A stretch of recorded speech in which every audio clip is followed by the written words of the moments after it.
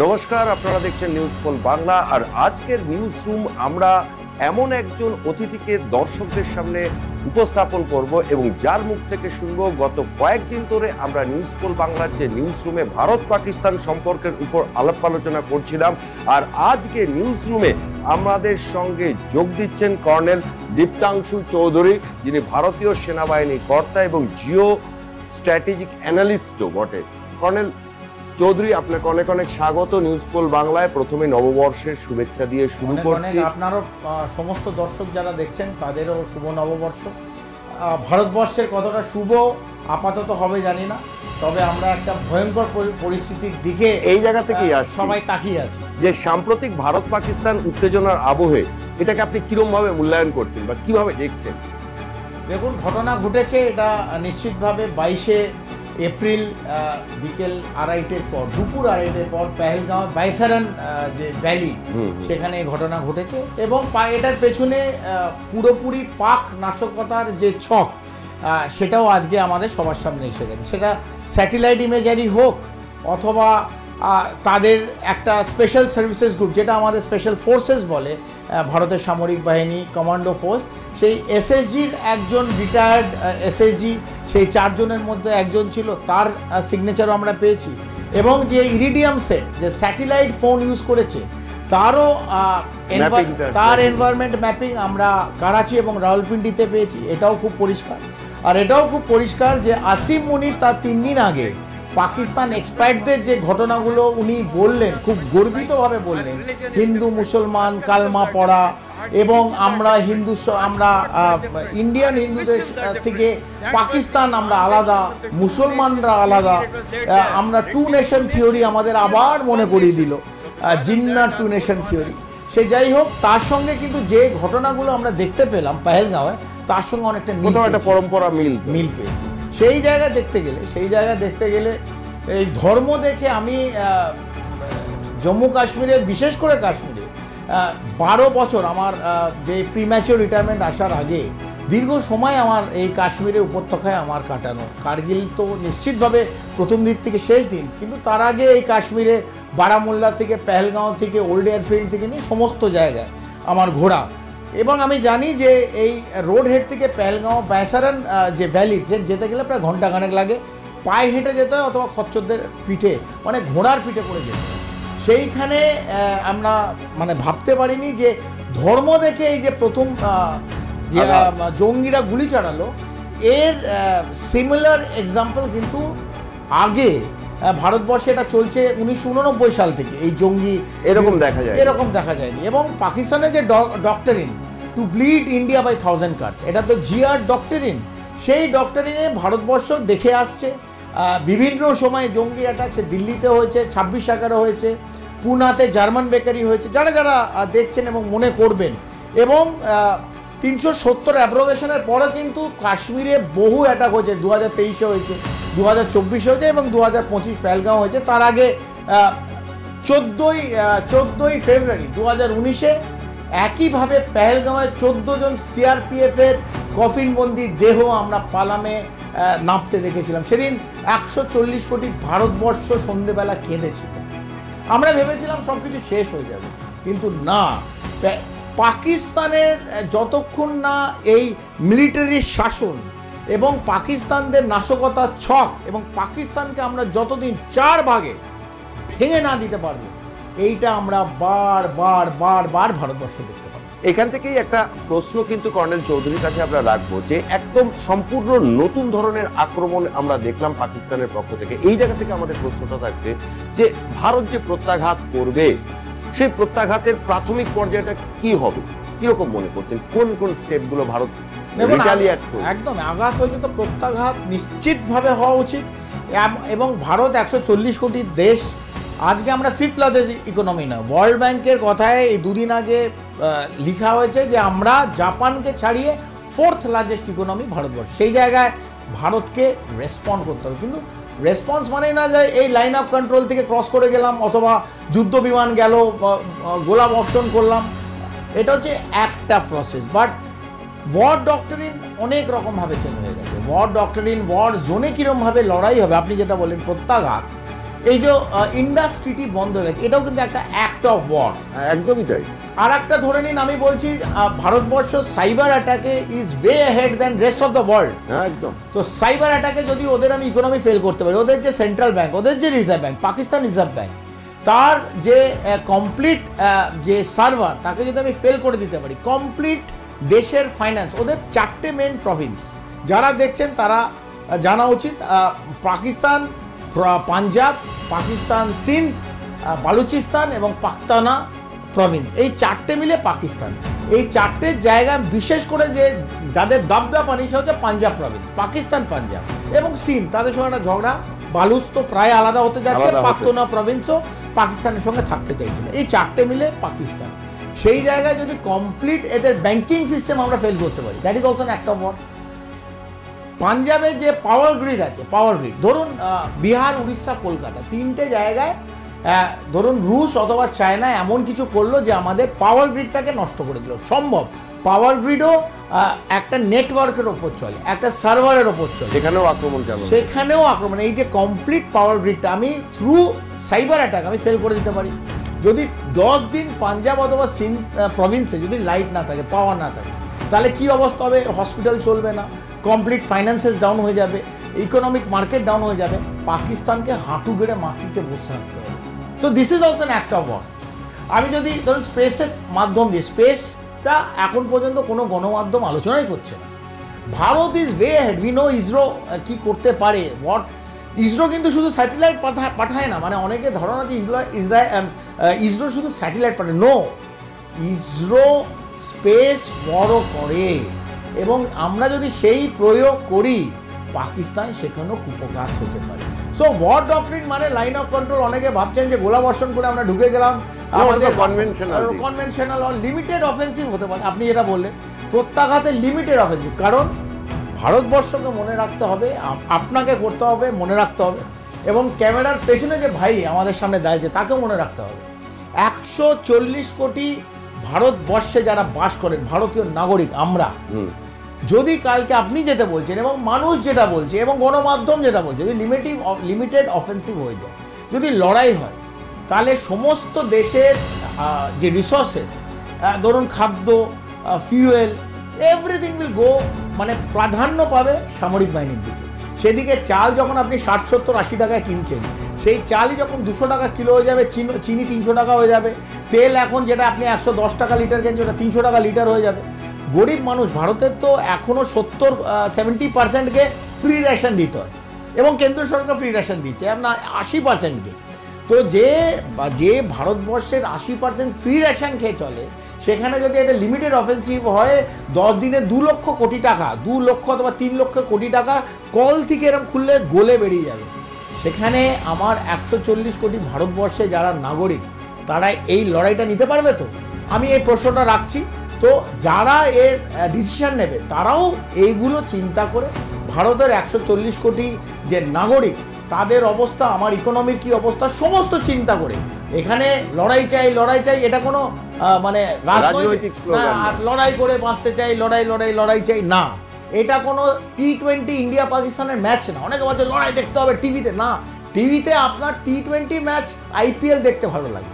এখানে যখন আমার নিজের ভাই বোনদের অরফ্যান হয়ে যাবে, তাদের বাবাদের ডেড বডি ফিরবে, যখন লড়াই হবে, আঘাত প্রত্যাঘাতে দুদিকেই মারা যাবে, সেইখানে সেই নিশ্চিতভাবে আমরা শেষ গুলি, শেষ রক্তের জন্য ভারতবর্ষের জন্য লড়াই করব।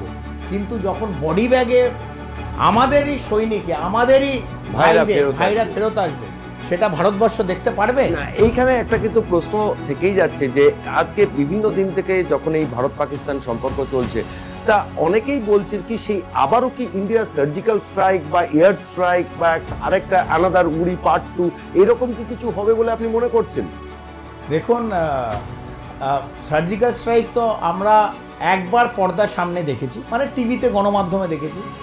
আমাদের সময়ও সার্জিক্যাল স্ট্রাইক হয়েছে, তবে এটা এত ঢাকঢোল পিটিয়ে আমরা সার্জিক্যাল স্ট্রাইক করি, হাইপ ছিল না। টিভির পর্দায় ফটো অপটিক সার্জিক্যাল স্ট্রাইক করেছি, বিভিন্ন বিলবোর্ডে, না। সার্জিক্যাল স্ট্রাইক আমাদের সময় হয়েছে এবং আমাদের আগেও হয়েছে। সার্জিক্যাল স্ট্রাইক নতুন না। লাইন অফ কন্ট্রোল ক্রস করে যখন দরকার, ভারতবর্ষে যে সময়ে যে জায়গায় দরকার স্ট্রাইক, আমরা সেখানে করেছি। হ্যাঁ 2019-এ এটা আপনারা সবাই দেখেছেন, উড়ির পর এই সার্জিক্যাল স্ট্রাইক দেখেছে, আমরা এটা করেছি কিন্তু হয়তো গণমাধ্যমে আসেনি। বালাকোট স্ট্রাইক হয়েছে কিন্তু মানে অনেকে এটা প্রশ্ন তুলে দিয়েছে, কারণ গণমাধ্যমে এই বালাকোট স্ট্রাইকটা দেখতে পাইনি। তাই এমন স্ট্রাইক যদি আমরা করি, আমি মানে কেন্দ্রের ডিসিশন তো নেবে প্রধানমন্ত্রী, কীরমভাবে হবে, ডিসিশন নেবে 3 জন service chief, chief of army staff, air chief আর নেভাল চিফ, এরা ডিসিশন নেবে, এবং ন্যাশনাল সিকিউরিটি অ্যাডভাইজার ডিসিশন নেবে। আমরা দেখছি, আমরা চাই, আমরা ভারতবাসী হিসেবে কিছু রেসপন্স চাই, একটা উই নিড টু রেসপন্স। এই 26টা অকারণে মৃত্যু যেটা হলো তার রেসপন্স নেব আমরা চাই। কিন্তু কর্নেল, এটা তো মানবেন যে সেই 80-র দশক থেকে এই সন্ত্রাসবাদের শিকার হচ্ছে ভারত, সেখানে দাঁড়িয়ে যে আর কতদিন, এটা তো কোথাও না কোথাও একটা অন্ত করতে হবে, সেই অন্তের পথটা কি? দেখুন, শেষ তো আমরা, আপনি যেরকম চাইছেন, ভারত সরকারও, সে যে সরকারি চাই, ইউপিএ হোক, এনডিএ হোক, আমি রাজনৈতিক দৃষ্টিকোণে যেতে চাই না, সবাই চায় এটা শেষ হোক।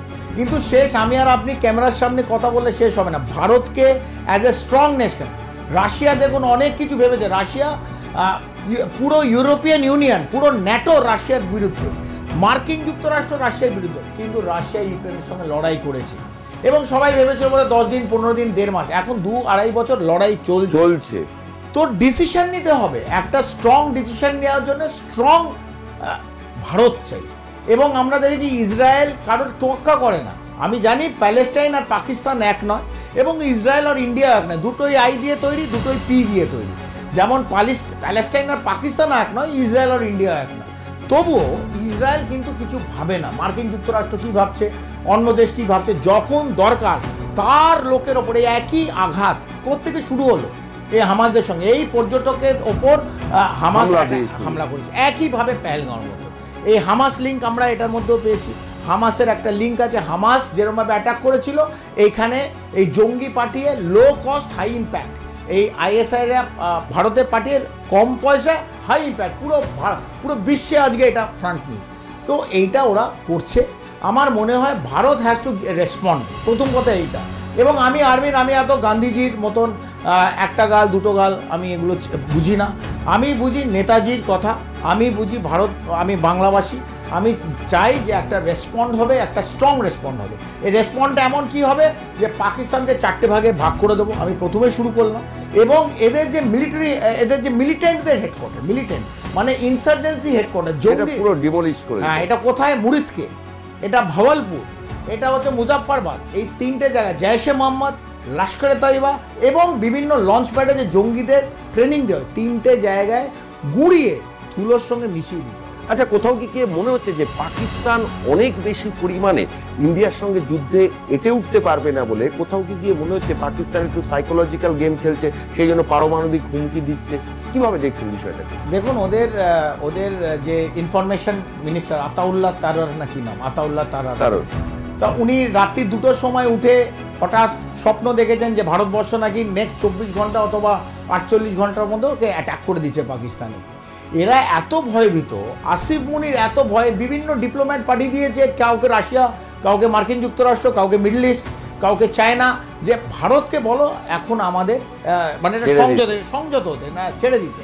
সেই জায়গায় আবার ফরেন মিনিস্টার এবং ডিফেন্স মিনিস্টার কি বলছে, আমাদের কাছে অ্যাটম বম আছে, আমাদের কাছে নিউক্লিয়ার বম আছে, আমরা নিউক্লিয়ার অ্যাটাক করে দেবো। এটা মনে হচ্ছে ওই ভীমনাল অথবা ওই রাধারাম মল্লিকের, বলরাম মল্লিকের রসগোল্লা, আমার কাছে প্রচুর আছে। তো একটা দেশকে রেসপন্সিবলভাবে কথা বলতে হয়। যে দেশটা সুপার পাওয়ার, ভারতকে কোনোদিন দেখেছেন বলবে আমার কাছে এতগুলো রসগোল্লা আছে, আমার এতগুলো নিউক্লিয়ার বম, আমি ফেলে দেবো? এগুলো বলার কথা না, এগুলো করার কথা। মানে পাকিস্তান ইতিমধ্যেই ভাবতে শুরু করেছে যে তারা ইন্ডিয়ার সাথে যদি পাকিস্তান যদি আমি মানে দর্শকের জন্য বলছি যে একটা নিউক্লিয়ার বম ফেললো, আমি ওদের বেনিফিট অফ ডাউট দিয়ে দিচ্ছি, ওদের ডিফেন্স মিনিস্টার, অনেক রসগোল্লা আছে, একটা রসগোল্লা ফেলে, একটা জায়গায় ফেলবে, তো একদম এক জায়গায় ফেলবে। ইন্ডিয়ার কি পলিসি যে নো ফার্স্ট ইউজ, আমরা প্রথম ইউজ করবো না। তো ওরা একটা জায়গায় ফেলবে, একটা জায়গায় কোথায় ফেলতে হবে, অমৃতসর ফেললো। আমার বহু ভাই বোন এবং আমার ভারতীয় নাগরিকদের মৃত্যু হবে অনিবার্য। তারপর পাকিস্তানের যে মানচিত্রটা এই পুরো ওয়ার্ল্ড ম্যাপে থাকবে, তো পাকিস্তান একদম 4টে প্রভিন্স, এই 4টে প্রভিন্সে ধুলোয় মিশে যাবে যদি ওরা ফার্স্ট ইউজ করে। এই মানচিত্রটা পাকিস্তানে আমাকে 4টে ভাগে ভাগ করতে হবে না, থাকবে। সেইটা ওদের এই স্বরাষ্ট্রমন্ত্রী অথবা যারা বিত্তমন্ত্রী এদের জিজ্ঞেস করা উচিত যে যদি কোনো সময় ভুল করেও কিছু করে ফেলে, কারণ it is an irresponsible state, Pakistan is a রোগ অ্যান্ড এ মিলিটেন্ট স্টেট, তারা যদি এটা প্রয়োগ করে, আমি বলছি কোথায় প্রয়োগ করবে, একটা জায়গায় প্রয়োগ করবে, দিল্লিতে তো ঢুকতে পারবে না, কারণ এটা দের ইজ অ্যান আয়রন ডোম। যেমন ইসরায়েলে কোনো মিসাইল ঢুকতে পারবে না, সেইখান থেকে এয়ার ডিফেন্স এত স্ট্রং তার আগেই নষ্ট করে দেবে। সিমিলারলি দিল্লিতে হবে না, হবে ছোটো ছাটো যেই আমাদের শহরগুলো আছে যেগুলো international border line of control মানে নর্থে ম্যাক্স রাজস্থান, ম্যাক্সিমাম রাজস্থানে করে লাভ নেই, চারিদিকে বালি। তো তবু আমার যদি ভারতীয় নাগরিকের একজনে যদি নিউক্লিয়ার অ্যাটাকে গায়ে যদি জ্বলেও যায়, ফসকা যায়, মানচিত্রটা ওদের থাকবে না, উড়ে যাবে, ম্যাপ থেকে উড়ে যাবে, পাকিস্তান বলে আর থাকবে না।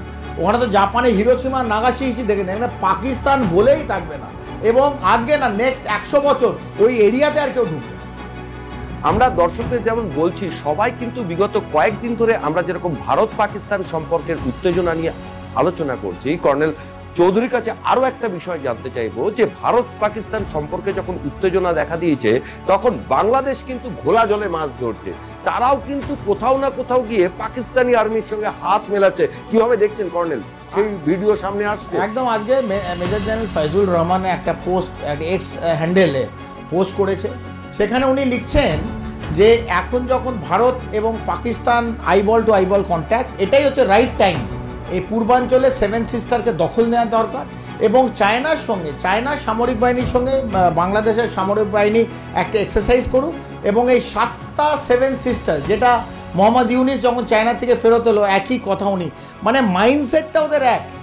5ই আগস্টের পর হাসিনা সরকারের তক্তাপলটের পর এই বিগত 9-10 মাস আমরা কিন্তু বাংলাদেশকে একইভাবে দেখেছি, ভারত বিদ্বেষী কথা, ভারতের বিরুদ্ধে কথা, ওদের প্রাক্তন সেনাকর্মা বাংলাদেশি আর্মির তা আমাদের বিরুদ্ধে কথা, ওদের জঙ্গি সংগঠন এবং মৌলবাদী সংগঠন অ্যাক্টিভ হওয়া, এবং বিভিন্ন জায়গা মালদা মুর্শিদাবাদে ওদের স্লিপার সেলের অ্যাক্টিভ করা, এবং নাশকতা ছক করা আইএসআইর সঙ্গে।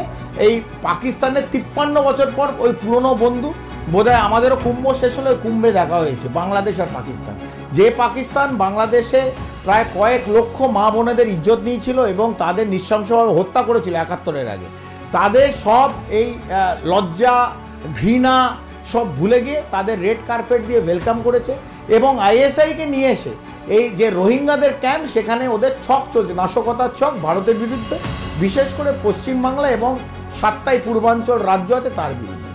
বাংলাদেশ এত সাহস পাচ্ছে কি করে? আমার মনে হয় বাংলাদেশের সাহস, আপনি যেটা বললেন, এটা আমরা দিচ্ছি ভারতবর্ষ। এই পাকিস্তান বাংলাদেশের মতন এই ছোট ছোট মানচিত্রে যারা ছোট্ট রাজ্য, আমি রাজ্যই বলি, রাষ্ট্রও বলছি না, তারা যদি ভারতের মতন একটা মহান 140 কোটি দেশকে চোখ, লাল চোখ দেখাতে পারে, ওই চোখগুলো আমি যদি ভারতবর্ষে আজকে ডিসিশন মেকার হতাম, এই দুজনের চোখ বার করে দিতাম। এরা আমাদের জিওপলিটিক্যালি যতক্ষণ আমাদের সঙ্গে বন্ধুত্ব করবে, অথবা আমাদের সঙ্গে একটা সৌহার্দ্য রাখবে, অথবা আমাদের সঙ্গে কোনো পরস্পরের বন্ধুত্বর কথাবার্তা চলবে, ভালো। কিন্তু যখন ভারতের মতন একটা দেশকে বাংলাদেশ অথবা পাকিস্তান থ্রেট করবে, আমার মনে হয় ভারত তার এই সুপার মিলিটারি পাওয়ার নিয়ে শুধু এগুলো ব্যারাকে রাখার দরকার নেই, অথবা আমরা শুধু ডিসকাশন অথবা সফট স্টেট যে ভারত মানে বিশ্ব কুটুম্ব সবাইকে আমরা নিয়ে এসে আমাদের দেশে রাখতে চাই, না, যেখানে রেসপন্সের দরকার উই মাস্ট রেসপন্ড। দেখুন আমাদের আর্মিতে তো we have been taught like this, আমাদের এত ভালো কথা শেখায়নি। যদি আমাকে আপনি কোনোভাবে আঘাত করেন এবং আমার ভারতবাসীকে আঘাত করেন, আমাকে সবচেয়ে এগিয়ে গিয়ে তাই সেই লোকটাকে আমাকে শিখিয়েছে কীরকমভাবে কাকে, যে আমার রাষ্ট্রকে, আমার সার্বভৌমত্ব এবং তার ইন্টিগ্রিটিকে তাকে কোনোভাবে বিঘ্ন ঘটাবে, অথবা আমার কোনো নাগরিকের গায়ে একটা লোম স্পর্শ করবে, আমাকে শিক্ষা তার, আমি ওই কালমা পড়বো না। So that is how we react.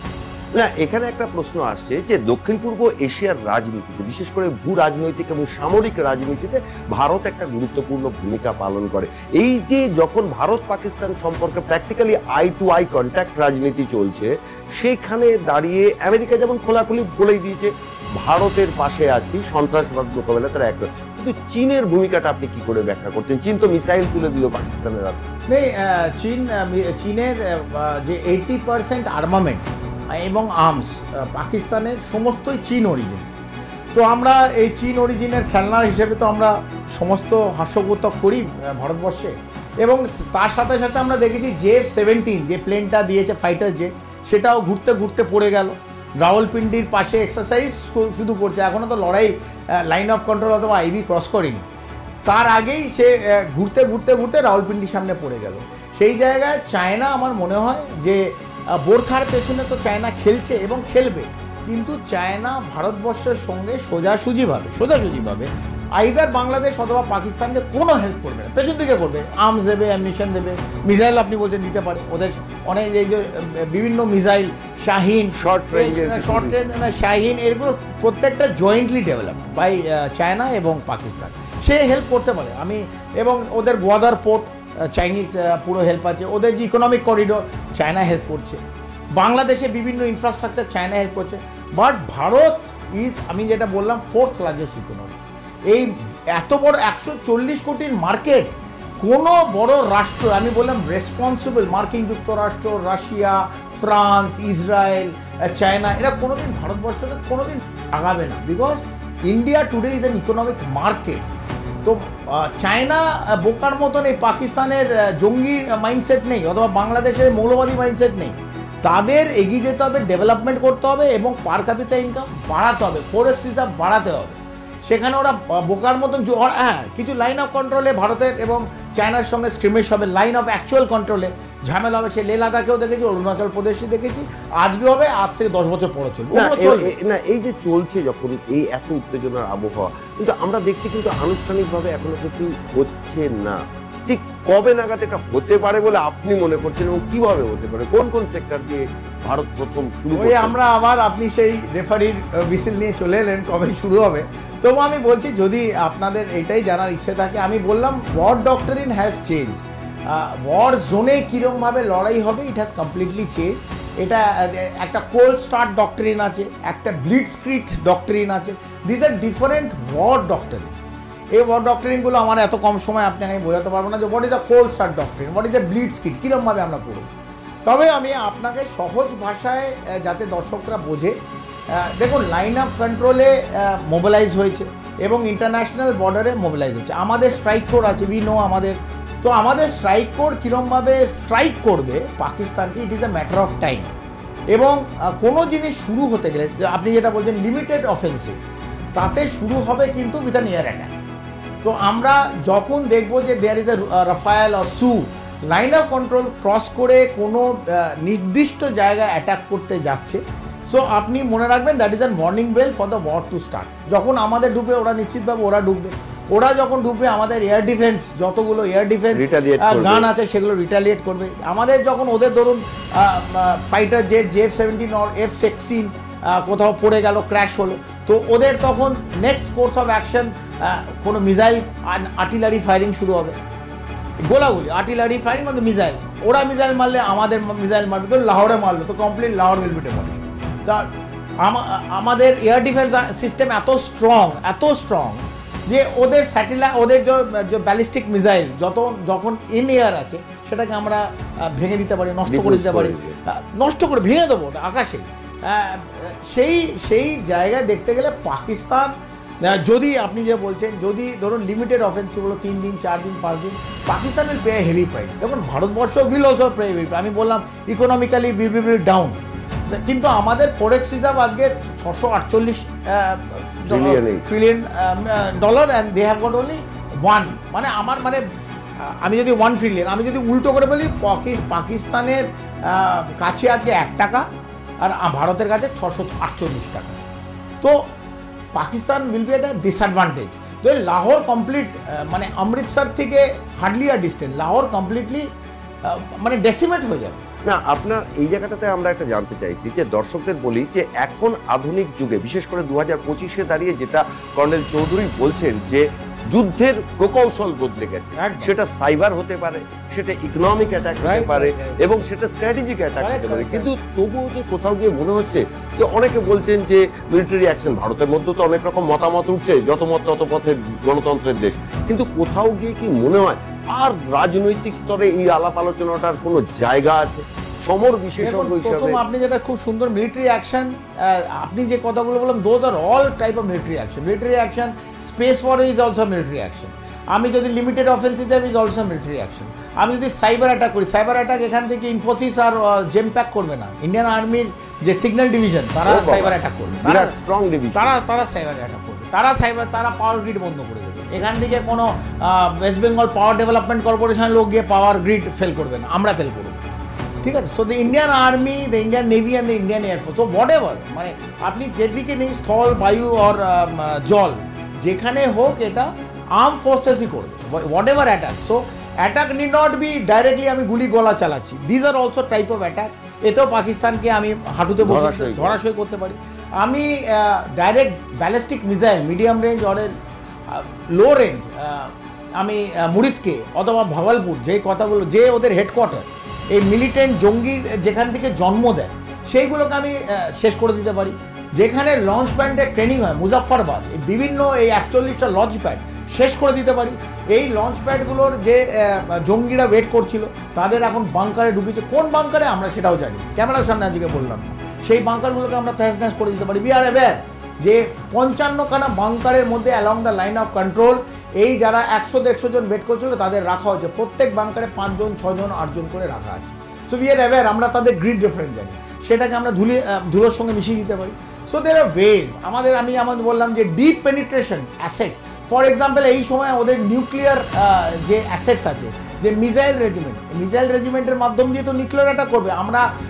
আমি অন্তত জানি 6টা জায়গায়, আমি গণমাধ্যমে বলেছি 6টা জায়গা আমি যেখানে দেখেন যেটা ওদের নিউক্লিয়ারের মিসাইল রেজিমেন্ট আছে, সেই মিসাইল রেজিমেন্টের গ্রিড আমার কাছে আছে। আমি ওই 6টা মিসাইল, যেহেতু Pakistan is not a responsible state, আমি ওই 6টা জায়গা ভেঙে গুঁড়িয়ে দিতে পারি। So this are the options. আমি স্ট্রাইক কোর নিয়ে পাঞ্জাব দিয়ে ঢুকতে পারি, আমি বলছি ফর এক্সাম্পল, আমি স্ট্রাইক কোর নিয়ে রাজস্থান দিয়ে ঢুকতে পারি। So they are ways. War doctrine আপনি যেটা বললেন যে কৌশলতা হচ্ছে, এবং মানে একটা লড়াইয়ের 4-5টা মেন থাকে।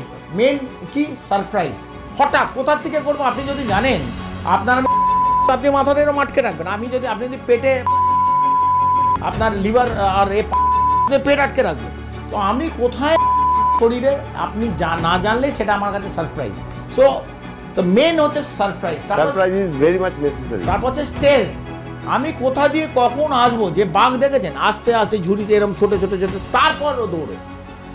আমি stealth. So first is surprise, then is stealth. তাই স্টেলথ মানে আমি কখন কোথা দিয়ে আপনাকে কেউ জানবে না। এবং তারপরে হচ্ছে আমার ডিফেন্ডেবিলিটি, আমার কনসেন্ট্রেশন অফ পাওয়ার। আমি একসঙ্গে কত একটা জায়গা আমি লক্ষ্য করে রেখেছি। ধরুন ফর এক্সাম্পল, আমি বারবার লাহোর বলছি, লাহোর, এবার আমি কোথা দিয়ে লাহোরকে অ্যাটাক করব সেই সারপ্রাইজটা দেবো, কিন্তু concentration of force is on Lahore. আমি লাহোরে ঢুকে গেলাম, অথবা রাওয়ালপিন্ডির কাছে ইসলামাবাদের কাছে চলে গেলাম। মানে আমি এটা জাস্ট ফর অ্যান এক্সাম্পল বলছি। সো আমার এক্সাম্পল হচ্ছে যে কোথায় কীভাবে stealth of and concentration of force, আমার কমপ্লিট ফোর্সকে আমি কনসেন্ট্রেট করি। So this is how a war take place. Stealth, surprise, concentration of force, movability, manoeuvrability, কত তাড়াতাড়ি আমি পৌঁছতে পারছি। আমিও একটা জায়গায় পৌঁছতে 1 ঘন্টা লাগে, পাকিস্তান ভাবছে 1 ঘন্টা আমি পৌঁছবো, আমি আর এক জায়গায় আমি 1 ঘন্টা পৌঁছে গেলাম। Manoeuvre, I have manoeuvre to different place. না, এটা তো যেমন বললেন সবিস্তারে বললেন, কিন্তু আমাদের একটা বক্তব্য আছে যে অনেকেই জানতে চাইছেন যে কার্গিল যুদ্ধ মানুষ দেখেছে, তারপরে উড়ি দেখেছে, তারপরে বালাকোট দেখেছে, ভারতীয় সেনাবাহিনীর রেসপন্সও দেখেছে, কিন্তু তখনকার যে সোশ্যাল মিডিয়া আর এখনকার যে গণমাধ্যম বা সোশ্যাল মিডিয়া, এই যে সোশ্যাল মিডিয়ার প্রেশার, গোটা ভারতবাসী চাইছে যে পাকিস্তানের তিরঙ্গা উঠুক, আর পাসপোর্ট আমরাও চাই, আর পাসপোর্ট লাগবে। ভারতবাসী সবাই চাইছে, বাংলাদেশেও চাইছে যে বাংলাদেশে ঢাকাতে ভারতের তিরঙ্গা পতাকা উঠুক। কিন্তু কোথাও গিয়ে এই যে মিডিয়ার এই প্রেশার সেনাবাহিনীর উপর মানে কতটা প্রভাব ফেলতে পারে? দেখুন, সেনাবাহিনী কোনো প্রেশারে আসে না, সেনাবাহিনী কেন্দ্রেরও প্রেশার আসে। অনেকে বলে, অনেক মিথ আছে যে এই গভর্নমেন্ট থাকলে আমাদের খবর নিতে হয় দিল্লিতে, সব বাজে কথা। আমি অন্য গভর্নমেন্টের সময় দিল্লিতে ছিলাম, এবং এর আগের যিনি প্রধানমন্ত্রী ছিলেন তার সঙ্গে আমি দীর্ঘ সময় কাটিয়েছি। এটা হচ্ছে মিথ। ভারতের সামরিক বাহিনী, Indian army, Indian navy, Indian air force কারোর কথায় চলে না। আমাদের যে ডক্টরিন, সেই ডক্টরিনের মাধ্যম দিয়ে চলি। আমাদের যে নির্দেশ যেরকমভাবে আমাদের শেখানো হয়, সেই শেখানোতে চলি। আমাদের কেউ বলে দেবেন আপনি এই রাস্তায় যান, এই রাস্তায় যান, এটা কোনো রাজনৈতিক ডায়লগ না অথবা রাজনৈতিক নির্দেশ না। তো ভারতের সামরিক বাহিনী is the first and the last institution যে ভারতের সার্বভৌমত্ব এবং ইন্টিগ্রিটি এবং স্বাধীনতা রক্ষা করে। সো সবাই ফেল হয়ে যেতে পারে, কিন্তু যদি সামরিক বাহিনী ফেল হয়ে যায়, ভারত ফেল হয়ে যায়। So it is the strongest. So we don't follow anybody. আমরা ফলো করি what is good for the nation, what is good for India. আমরা কোনো পলিটিক্যাল পার্টি কী ভাবছে তাই উই আর লিস্ট বদার যে A B C political party অথবা এ কী ভাবছে, we are not. We only think about India. India comes first every time and the last time. Every time আমরা যে decision নিই, ভারতবর্ষ এবং 140 কোটি মানুষ আমাদের যাদের জন্য আমরা দাঁড়িয়ে আছি তাদের কথা চিন্তা করে আমরা নিই। এবং ইন্ডিয়ান আর্মির last soldier with the last inch of blood, with the last ounce of blood will protect India. না, এখানে একটা বক্তব্য আরেকটু জানতে চাইছি, বিশেষ করে এই ভারত পাকিস্তান সম্পর্কে যখন উত্তেজনার আবহ চলছে, তখন কিন্তু অনেকেই বলছেন, অনেক সমর বিশেষজ্ঞরাও বলছেন, সেক্ষেত্রে আপনার কাছ থেকে আমরা এই যে আপনি একজন সমর বিশেষজ্ঞ হিসেবে জানতে চাইছি যে কোথাও গিয়ে দেশবাসীকে তো একটা বার্তা দিতে হবে। আর কতদিন বার্তা পাবেন? দেশবাসী বার্তা পাবে, খুব শিগগিরই বার্তা পাবে। তবে বার্তাটা কোনখানে হবে কি আমি যেটা বললাম, stealth, surprise, concentration of power, manoeuvrability. আমরা কোথায়, কিভাবে, কখন করব, কোথায় করব, এটা ভারতের সামরিক বাহিনী, নেভি, এয়ারফোর্স এবং আর্মির যারা চিফ এবং যারা স্ট্র্যাটেজিটা প্ল্যান করছে, দে উইল ডিসাইড। তো আমরা ওয়েট করব। ভারতবাসী হিসেবে আমরা চাই না যে ডিসিশনটা ওনাদের ওপর, যারা এটা প্রফেশনাল, প্রেশার যেন না বিল্ড আপ করি। এবং আমরা দেখব, আমরা 140 কোটি দেখব যেদিন এই লাহোর অথবা ইসলামাবাদে ভারতীয় তিরঙ্গা যেদিন উড়বে। শেষ প্রশ্ন, লোকে ভারতীয় সেনাবাহিনী, ইন্ডিয়ান এয়ারফোর্সের কথা জানে, কিন্তু পাকিস্তান, তথ্য এবং পরিসংখ্যান বলছে পাকিস্তান নৌবাহিনী কতটা পিছিয়ে, তবুও পাকিস্তান নৌবাহিনী একটু আস্ফালন করছে। এই জায়গাটা একটু যদি আলোকপাত করেন। দেখুন, এগুলো মানে কারোর কথা বলতে এবং বলতে তো মুখে কোনো কর লাগে না, ট্যাক্স লাগে না। যে যা নিজের বলতে পারে যে আমি অরণ্যদেব, কেউ নিজেকে টার্জনও বলতে পারে। হ্যাঁ, সে নিজে একটা কিছু ওই ব্রিফ পরে, নীল জামা পরে সুপারম্যানও বলতে পারে, আবার নিজেকে টার্জনও বলতে পারে, অরণ্যদেব বলতে পারে, যে যা নিজেকে বলতে পারে। তো আমরা জানি যে ভারতের সামরিক বাহিনীর স্ট্রেংথ কি। ভারতে যে আইএনএস বিক্রান্ত আছে, দেখছেন তো, হেলতে দুলতে কারাচিতে গেল, এই কেরিয়ার ব্যাটেল গ্রুপ সিবিজি, একটা সিবিজি যখন মুভ করে, এই যখন একটা আইএনএস বিক্রান্তের মতন এয়ারক্রাফট কেরিয়ার যখন মুভ করে, তার সঙ্গে প্রচুর ডেস্ট্রয়ার, ফ্রিগেটস, আদার ট্যাঙ্কার, অয়েল ট্যাঙ্কার একসঙ্গে মুভ করে। ধরুন একসঙ্গে 25-30 খানা যুদ্ধ জাহাজ আইএনএস বিক্রান্ত, যার ওপর 2টো স্কোয়াড্রন রাফাল থাকে, তারা মুভ করে হেলতে দুলতে এই কারাচি বন্দরের যে সামনে যখন গিয়ে একটা ব্রহ্মোস মিসাইল যখন ফায়ার করলো, পাকিস্তানের রাত্রিরের ঘুম উড়ে গেছিল। এবং ওরা আবার আস্তে আস্তে এসে কারওয়া, যে কর্ণাটকে নেভাল ডক, সেখানে আবার আস্তে আস্তে করে রেখে দিল। তো অ্যাজ পার পাকিস্তানের নেভাল স্ট্রেংথ অথবা এয়ার, মানে ভারতবর্ষ দক্ষিণ এবং দক্ষিণ পূর্ব এবং মধ্য এশিয়া, ভারত মানে আবার বলি is the 4th largest powerful military in the whole world. মানে এটা আপনি মানে ভারতকে সঙ্গে তুলনা করতে গেলে আপনার ইউএসএ, মার্কিন যুক্তরাষ্ট্র, চীন, ফ্রান্স, এই তিনটের সঙ্গে আপনি করতে পারেন, এই not even UK. So therefore Bharat as far the air superiority is concern, আপনি বলেন air superiority is concern much ahead. আমাদের Rafale, Su-30, Mirage, laser guided bombs with Meteor bomb, air to air missile, air to ground missile, মানে এটার সঙ্গে কোনো comparison আজকে ভারত আর পাকিস্তানে করা যাবে না। এবং নেভাল, আপনাকে আমি বলে দিলাম, Naval we are much more head. আমাদের 2টো নিউক্লিয়ার সাবমেরিন আছে, INS Arihant and INS Arighaat.